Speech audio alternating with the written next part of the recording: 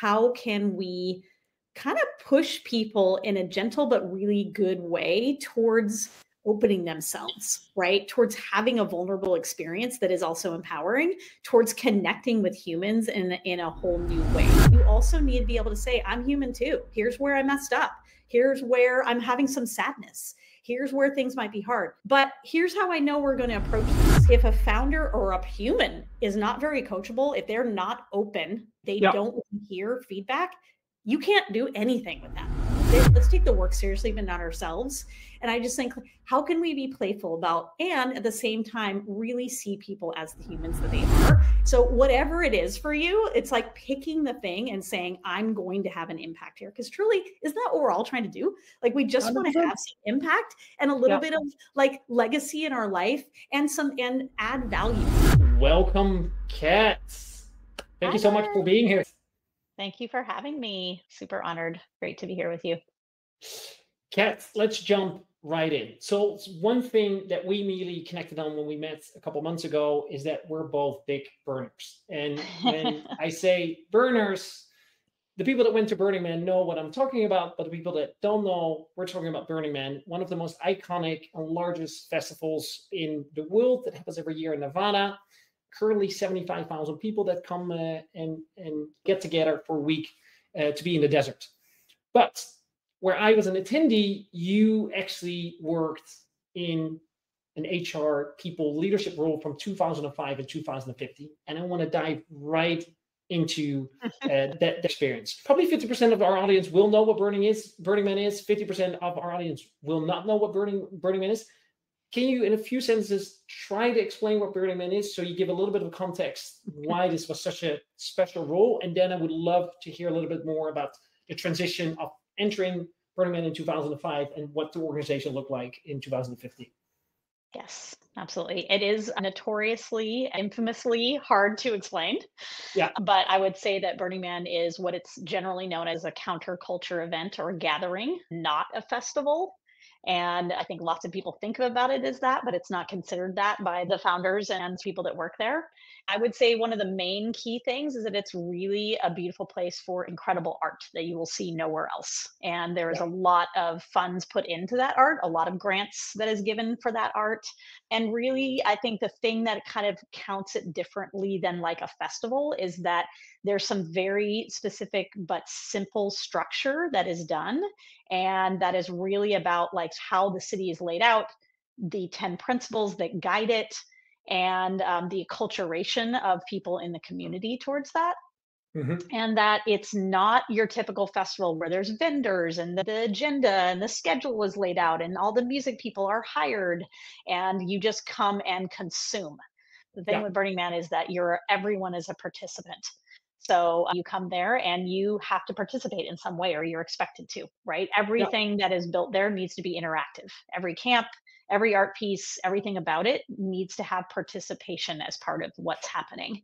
And the people, the participants are who build the whole thing, really. Other than the man in the center and the center camp and the streets that are laid out, right? The rest is built by the people that come, including the temple, including all of the art, all of the camps, all of the musicians, which basically everyone huge, especially in the electronic world, but many other big artists come to play there.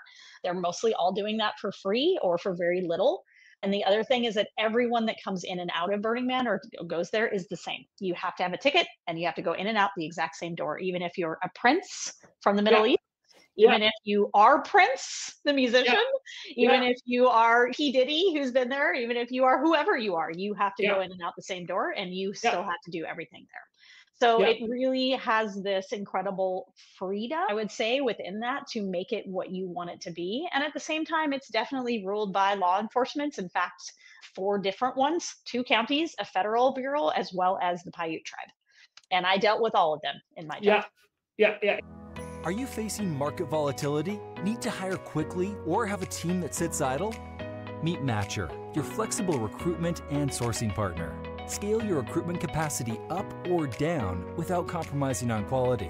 Trusted by Booking.com, Miro, Heineken, Grammarly, and Deal, Matcher is the RPO disruptor making waves in Europe and the US. For scale-ups and corporates, Matcher covers engineering, go-to-market, and G&A roles. visit matcher.io to see how we can support you. That's matchr.io.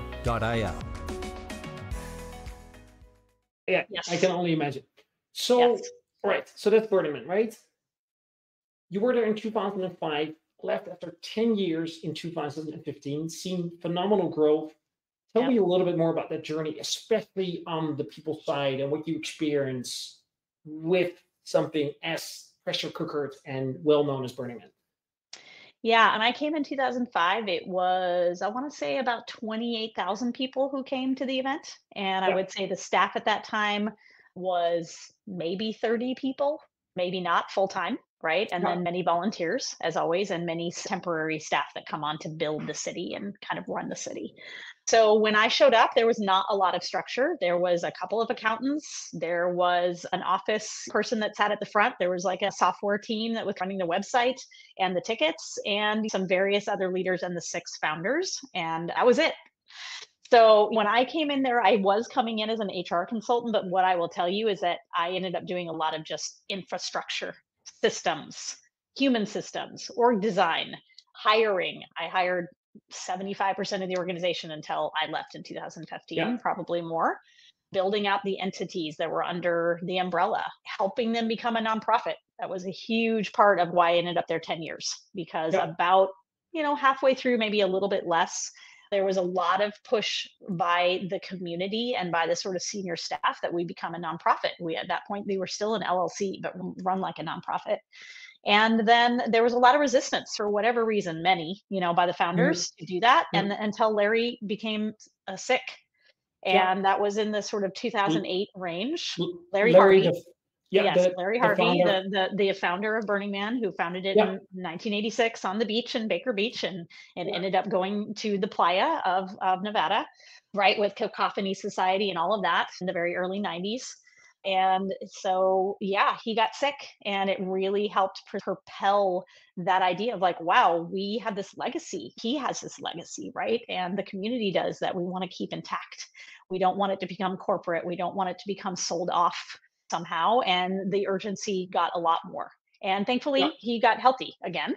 And we ended up becoming a nonprofit, but that was a huge undertaking. So that was the whole last half of my years there, was really helping that to get propelled, and then helping the whole process to come to life, and then all the things it took to, again, to do the org design and kind of infrastructure, systems, hiring, programs, policies, everything you can imagine to yeah, help that run, and all the entities that were under the Burning Man then project, right? So yeah. it's, the event is one of those things. And so there's also Fly Ranch now. That all happened during the time I was there. So the buying of it took a long time, the figuring out of what that was going to be, putting the team in place that was going to fulfill how that's going, and it's still being built. Burning Man Arts, which was BlackRock Arts Foundation before. BlackRock Solar was one of the things. It's now no longer, but that popped out of Green Man 2007, when everything was about how we're greening things. That, Yeah, again, very Burning Man, right? Something popped out, yeah, somebody took off. Burns Without Borders, that was another yeah. one. Really helping to hold the infrastructure of all those things. Yeah, was a lot of the work. So a lot of change management. Yeah, so 28,000 people was the size of the festival, 30 people organization. Yep. 2015, roughly how Yeah. many people were attending Yeah. Burning Man So at the time, and how big was the 2015, organization? about, like you said, 75,000, 80,000 with Yeah, staff, right? It's basically, the stipulations have continued to stay at 80, because there's just no way to really get any yeah, more people in and out of there. Believe me, yeah, we've had a million meetings about how could we do that, build a train, do this, that. It was like all the kinds of stuff. yeah, Like, there's a yeah, track there. What could we do? It's just a tiny road in the middle of nowhere in Nevada. So it's just yeah, really hard to say how else you would do that. So yes, yeah. up to 80,000 with all the staff. And yeah, and let's see, I think, yeah, who would the full-time staff? It would have been probably, by the time I left, about the 130, maybe 140 full-time. Yeah. But the temporary, right, the people that come back every year. So it's not like what you would think of as like a temp staff, right? We're talking people that stay in the community the whole time, probably 1,000. So up to Wow. 1,000 of those people that Yeah, come to build the city, run all of the organizations that are happening like a city, right? And yeah, also all the volunteers. So yeah. many that come out there.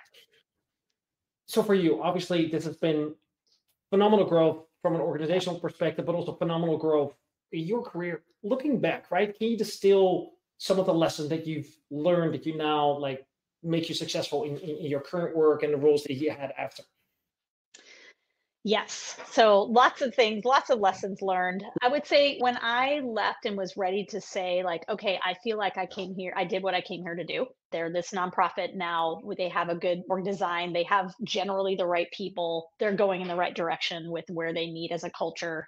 I really felt like, what do I want to do with that? Like, what happened from that? I feel like when Larry did actually pass away later, one of the things that I thought was really interesting, one of the reasons I left was really felt like there was an air of we're the coolest, right? We have Yeah. nothing to learn. Everybody has things to learn from us, but we don't have anything to learn. That was the feeling that I had from the staff. And that's just very anti my style. I'm very much lifelong learner. Everything is about how can I learn and grow and be humbled by that. And so when Larry died, I felt like his gift was that there was a humbling for people. There was a heart cracking open. There was a warmth that, in a way, the sadness, the tenderness, the heartbreak, right, of him dying, I felt like it really got people in a place where they could be more human. They could understand what they had to grow and learn. And I was so happy for the organization, not for Larry to be gone, but I thought, what in a beautiful gift that he allowed, in a way, is just how that all unfolded. I really felt that. And so I feel like it helped them get through COVID. It helped them continue to be the amazing organization, the influential organization, as well as event that it is. And I would say the other thing, when I left, I was like, how can I take what I learned there and bring that to other companies, right? So when I went to Stitch Fix right after Box, and Box right after that, right after Burning Man, my thought was like, I feel like I can with others create people, the container and the ability for people to have peak experiences, but in their career, right? Because believe me, I've seen and had my own, as I'm sure you have.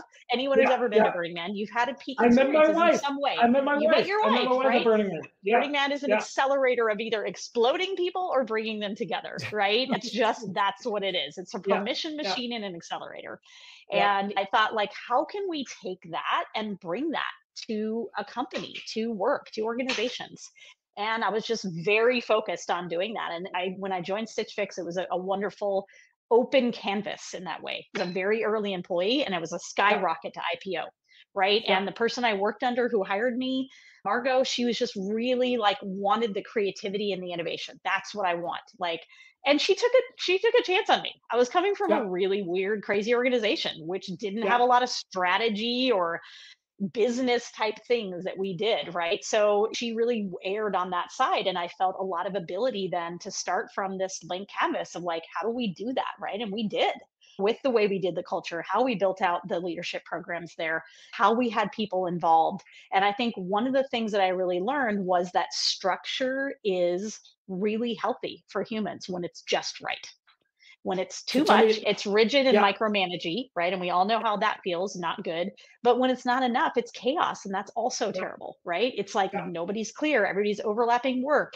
People don't understand what they're there for. So each way, not good. What I learned at the Burning Man, the event, is that the structure was so freeing for people, right? It's exactly the same every year. The man is where it is. The streets are laid out how they are. The center camp is where they are. Temple is where it is. Everything happens. The man burns on Saturday, right? You can count on that. And then nothing else is said. So you have all of this freedom then to decide how you're going to make your life for the next week, right? However you want to do that. And that's terrifying for a lot of people. I have seen people literally have complete breakdowns because they don't know what to do with that freedom. And at the same time, because they can count on this 10 principles, the structure of how it's run, you can go, okay, I can see how, like, I know how to walk about here. I know how I can be here, right? And I can make something of that. So I have agency, right? I have this ability to do something. And at the same time, I can count on where the camps are, where the man is, and when it burns, and how I get in and out of this event. How did that translate into your next two roles, right? Stitch Fix and then that Box? Because I would find that fascinating to understand that a little bit more on how you drove that. That was where I was like, okay, this peak experience, we could make that. We could crack people open in this way that they've never thought was possible at work. So that was one stream of work, and I could go on for a long time about that. And I think the other one is like, what is the sort of bare minimum of structure that people need in order to really thrive, but not feel managed and not feel like chaos? And I think there's always a course correction that's going on there. You're never perfect. We all have this in life, right? Where we have breakdowns, but then we center back. Okay, this is my center now. What were some of those learnings from Burning Man that he then used at Stitch Fix and Box to create those peak experience, but also structure, non-structure? Like, tell me a little bit more about that.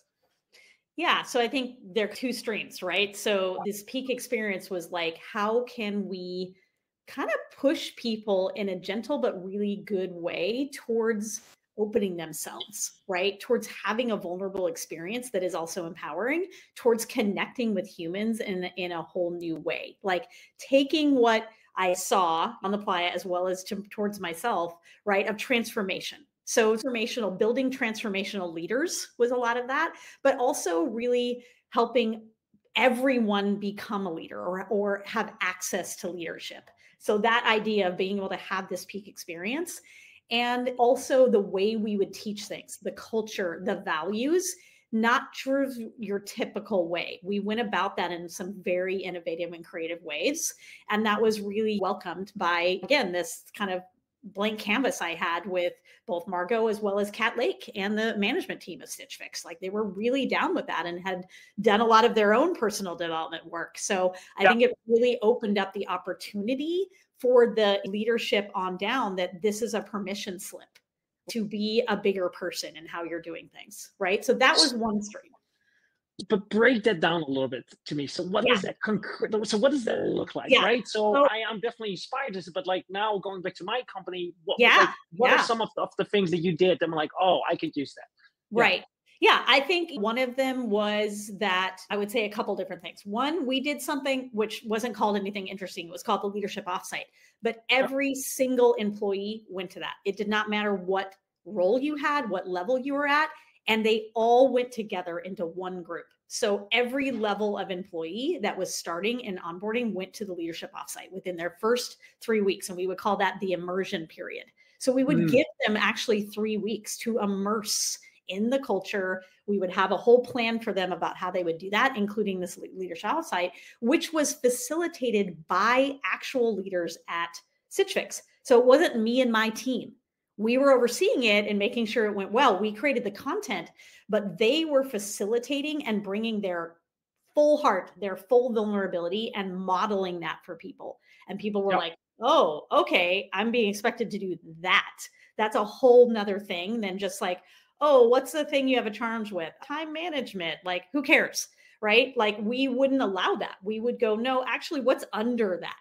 What's the fear you have that's happening there?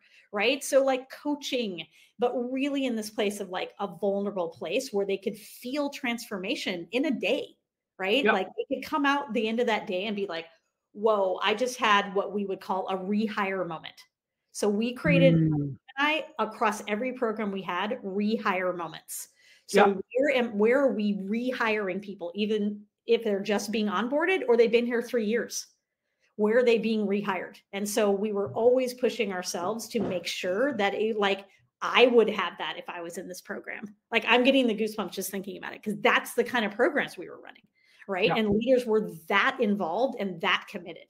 So it took off. Everyone did all of these programs and we had no problem getting people to actually engage in them and do them because they were meaningful. And they felt the transformation and they felt the realness of them. And they felt how they were becoming a more grown human by going to these programs. So lots to say there, but that's a good example. Another one just to say is we had a process for performance reviews called Collect and Reflect. And it was you yourself would go in and decide who your feedback partners were, check with your manager too, right? Did they have any other ideas? But you would do your own live conversation with some tools that we provided and questions, have that live where you and I would come in and say, hey, I want some feedback on this. How am I doing here? What about this value? How am I showing up? And we would have real conversations. We would teach in onboarding day how to give and receive great feedback. And we would hold you accountable to it. And we would role play it, do it. And you would have to show up in that way all the time because that's what was expected. So again, these are like The whole ecosystem has to work, though. The leaders have to believe in it. They have to show up and do it. They have to model it. You have to hold people accountable by showing up, by having the right content, right? It's like all of those things matter, but you can do it. Once that ecosystem is working, it works. Yeah. And it was very strong. And so I think that's one. And another one is like this whole idea of structure, right? How can we provide just enough where people feel agency, they feel like they could be a leader, right? And because they have access to that for themselves as well as anyone else, even if they're just peers. How am I helping my peers by being a leader in my own life? So we did a lot of things around self-development, growth, but like also how can we make things really clear for people? They know what their jobs are. They're very clear about how promotions work. They're very clear about how their compensation, and it's very equitable. Like all of those things needed to, again, work together for that to be true, right? And so I think those are just some of the ways that we started to do that, but in this small period, I'll go with that. One thing that I always experienced at Burning Man, and to your point, right, very little structure, but everyone abides to the 10 principles. This is what I'm saying. But it is so hard. What I experienced having built multiple companies, right, to really get that in the 30 people company that we are now versus having 75,000 people, of many of them who have come for the first time that have never interacted with anyone that is part of Burning Man, still follow those same cultural values. What have you seen there? Tell me a little bit more about that. Yeah. And I would say, like, again, it goes back to that simplicity, I think, right? It's like, it's a simplicity of 10 principles. It's not rules, right? It's principles. So you want to live up to that and be accountable to that. It's also something that people believe very heavily in, sometimes too much, and feel a lot of purpose around. So they already want to make sure this thing keeps staying alive, keeps doing well, right? Everyone can feel the magic that is happening there, right? But it's this simple stuff of like, there is freedom, but there is still structure, right? We all have to be good citizens. So it's like, how are you teaching the citizenship? Like even at my son's school, he's literally being taught that at the school he's at. Like they have a whole class a couple times a week where they talk about how are they good citizens to each other? How are they showing up for themselves and their school and each other and the world? So how do you teach that? And how are you as the leader showing up in that? And that doesn't mean you're perfect, quite the opposite, right? Please don't be that, because that's not human and it's not real. So how are you showing up in your humanness, but still showing your team that you've got this? Because that's what a leader needs to do. You can't be in the like, oh no, who has this? Just like a kid can't feel that from a parent, or the roles start to change. I need to be in charge here. Like a dog with a person. Oh no, I'm in charge. This is not good. So like, you still need to be the one that has it, but you also need to be able to say, I'm human too. Here's where I messed up. Here's where I'm having some sadness. Here's where things might be hard, but here's how I know we're going to approach this. Here's the values I know we're going to still be in. Here's how we're going to approach this thing that might be really hard. But like, I'm talking real to you and I'm being a real human and I expect from you the same back. So it's high integrity, right? It's high values in that way. To me, anybody I've ever hired, and I've hired a lot of people and a lot of teams I've built, I always err on the side of those skills. Of course, they need to have the skills for the job. That's table stakes. They applied for the job, right?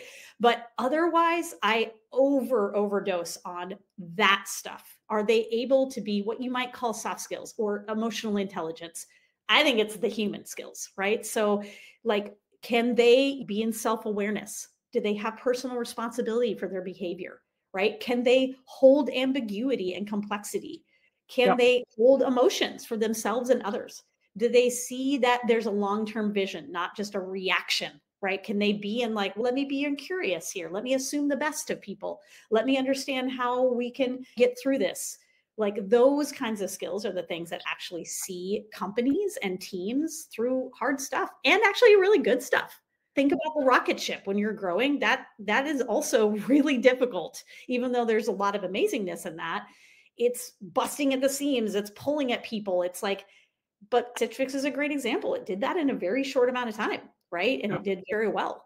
And so it's like, what was going on there? A lot of it was this, right? We were allowed this agency and to be human. right? And to be able to do things in that way, and for the leaders to show up that way too. After those phenomenal years as a leader and leading people teams, you actually made an interesting career switch.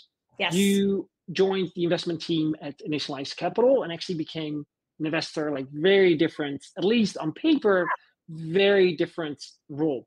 Tell me a little bit more about that transition. And I would love to understand, what do you think your background helped you to be a successful investor? Like, how did you navigate that transition, where I assume that the majority of your colleagues and peers came from a more traditional finance background?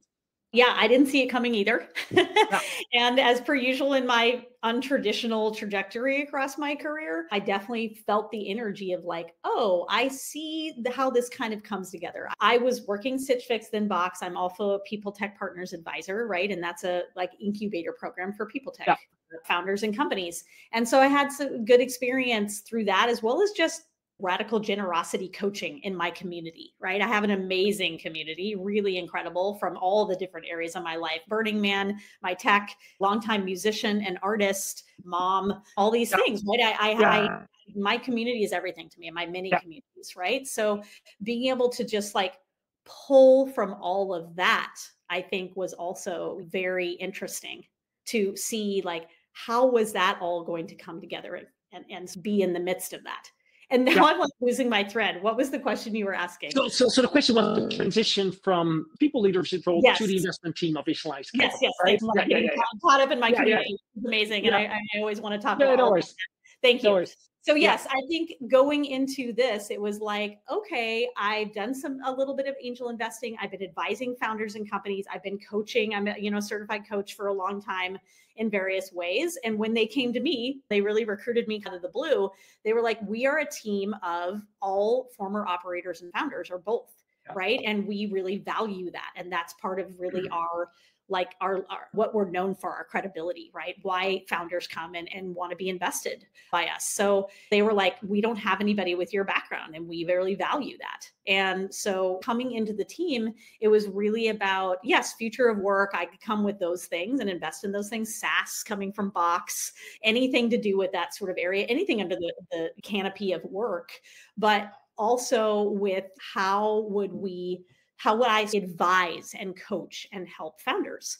And so I think that pretty quickly I was able to see, like, oh, actually, when you're investing in a founder, it's a lot like when you're recruiting a leader. And I bet you know what I'm talking about here, right? Once I started matching them up, I'm like, oh, this is very similar. Like, it's a hiring process in a way, but it's an investing process, right? You're doing interviews by having pitch meetings, maybe a second pitch meeting. Maybe you're going back to your hiring committee, but as your investing committee, or say, hey, here's why I think this person should be hired or invested in. Why I think this leader, because early stage, right? That's the leaders I've been advising and been investing in now for multiple years, is early stage. It's a founder bet. Right? It's like early stage is all about the founders and what you think they're capable of, both in building a team, both in how they're going to see the company through pivot, all of those things. It's about, what do you think this person has? What's their character? And how do you think they're going to show up in those different instances? And I'll also say, one of the biggest thing is, how coachable are they? I would say that is huge, right? If a founder or a human is not very coachable, if they're not open, they don't hear feedback, you can't do anything with that. There's nothing to do, right? If they don't have the intrinsic desire to actually be coachable, you can't make them, right? So I would say that's what it is. It's a founder bet. And so while I was doing a lot of advising and a lot of helping around the talent and culture, and a large number, one of the other investing team members used to say, you have more advising than all the rest of us combined, because that's actually what founders need so much of, right? It is actually what they mostly don't have, especially technical founders, right? They don't come with that.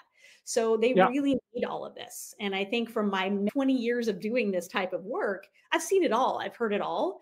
And I think I'm able to hear, like, in the human source code, like underneath what people are saying or what they're not saying. Like, here's what I'm not hearing you say. And that's actually where the challenge is, right? And so being able to pull that out and help them. And do you feel that actually has made you like a good investor and also like differentiated you from your peers that had a more traditional Excel type of background Right, of right. just Yeah, looking I at the think numbers? we need each other. I would Yeah, not say I have all the skills to do every part of investing. Like, I don't think yeah, that's true. But I think my differentiator, my distinguisher is that I have those skills, which are often the most important or one of them to early stage founders and companies. How do I build yeah. this? How do I build it, especially as you get a next round of funding? What do Mm, I do to hire people? How do I build my culture? Right? How yeah, do I deal with legacy things that might not be going well? How do I coach and like up level myself so I can be a yeah, better leader? How do I get along with my co-founder?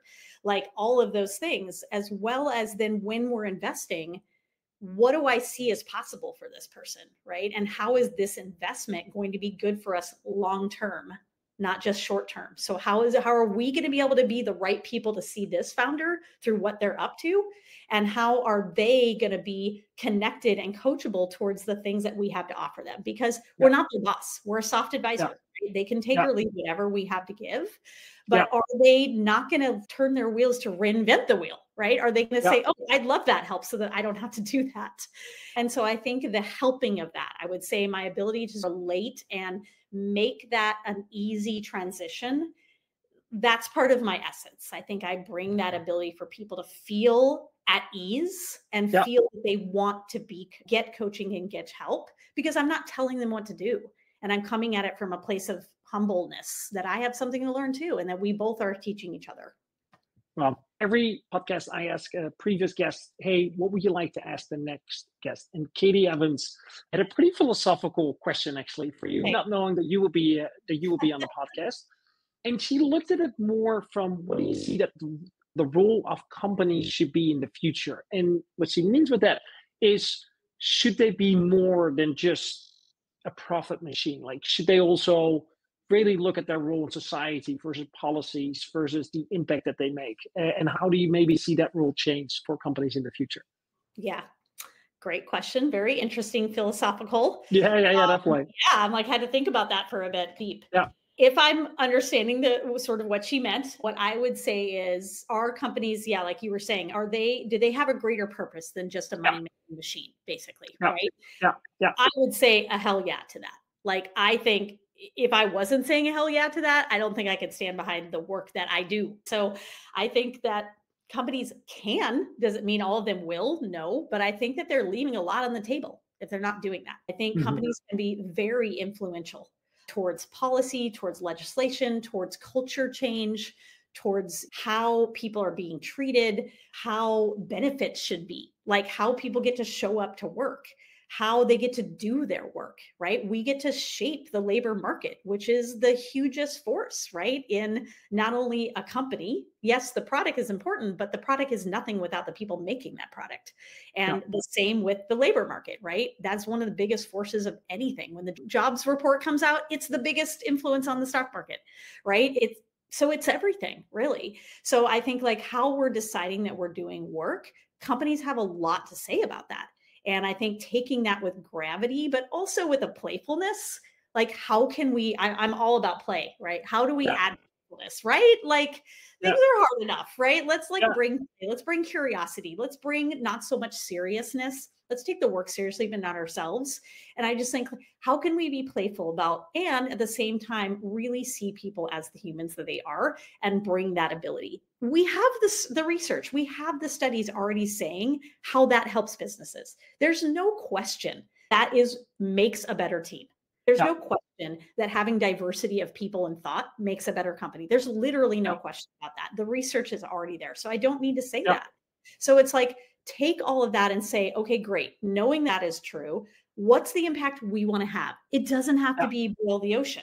Don't. In fact, that's probably a terrible direction to go because you're just going to water down everything. So like, what's going to be our mark? What's going to be, even if it's small, right? Like you're having an impact on people and how they go back to their communities, how they go back to their families, who they become. Every person I've ever hired, I'm still in touch with as much as possible because they're in my community, they're my people. And so I just think like, how are we in that kind of mindset where even you're shifting the way a benefit is being given? Like you're allowing people to see that there's different ways that families can be. And that's never been at a company before. And now somebody feels more belonging. They feel less otherness. They feel that they can show up and be whoever it is that they are and be respected for that. So whatever it is for you, it's like picking the thing and saying, I'm going to have an impact here. Because truly, isn't that what we're all trying to do? Like, we just 100%. Want to have some impact and a little bit of like legacy in our life and add value. Like, that's really all we want to do. So how are you helping your employees to do that? Love it. Love it. Love it. Love it. Love it. Any follow-up question that you would like me to ask the next guest? Coming off COVID, with all the craziness in the labor market and in general, just with work and people, like everyone I'm talking to, there's so much transformation, not quite sure. So I'd say the complexity and ambiguity are really high right now.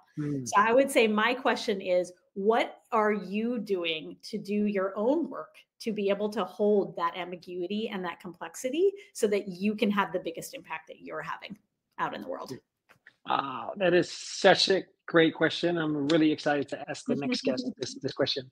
Kat, it was such a pleasure. Time absolutely flew by. I feel that we could have spent hours talking about all your different experiences. So good.